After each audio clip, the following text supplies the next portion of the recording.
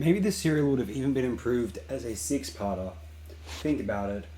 Wouldn't the events of the dramatic narrative be that much more powerful if they had more, say, focus, and you could enunciate that main plot line with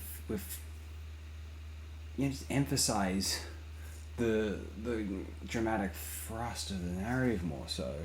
It's just all too much typical running away, getting captured, recaptured, escaping. Just such a...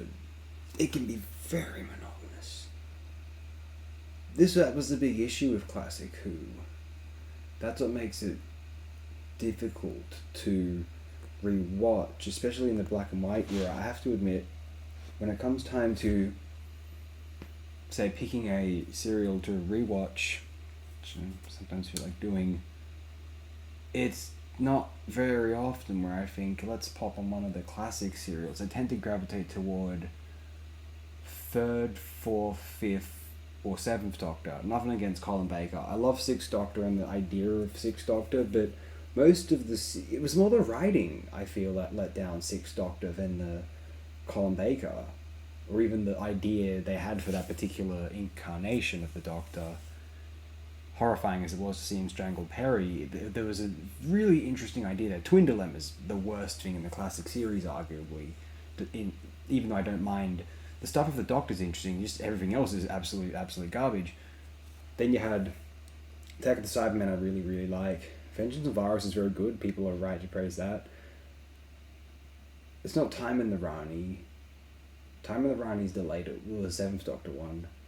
I don't remember the one with the Rani and the Master. That's actually quite good. Anthony Ainley's Master was so goofy. Like, the way, like, he'd be looking around the corner at the Doctor and Perry and kind of going, hee, I'm going to get you, Doctor. Like, it's like such a far cry from Roger Delgado, but it's still kind of, it's like a kid's idea of what the Master was, you know, or like someone who grew up with the Master, appreciated Doctor Who as a kid, but then it's kind of, they're an adult now, they don't take it as seriously as they used to, so to them the Master's this goofy dude, but then to the adult fans who take Doctor Who seriously, it's like, you're denigrating the Master. Where have I read before, they never knew what to do with the Master after the Deadly Assassin? Possibly true. Trial of the Time Lords, yeah, I love the idea of it, and the Ultimate Foe is some of the finest visual, the most fascinating direction in the history of classic Doctor Who, although the three serials leading up to Trial of a Time Lord, they're not so interesting. The Mysterious Planet, and I can't remember the other two, what they're called. Oh, and what's after that Rani one? Two Doctors is okay. Time Lash is it called Time Lash? The one of H.G. Wells? Crap. And what's Revelation of the Daleks? That's the best Six Doctors serial. Revelation of the Daleks. Davros is this megalomaniac sort of, like, kind of stock comic book villain. I love that. I know you could say, oh, he's so much more threatening in Genesis of the Daleks, or even in Fifth Doctor's... What's it called? The Revelation Seventh Doctor. Remembrance. So it is... Revelation, Remembrance...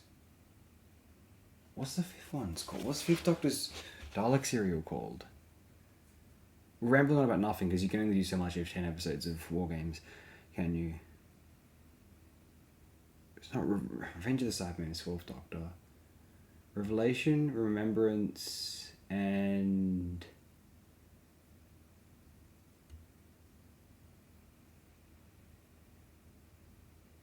Revolution? No. What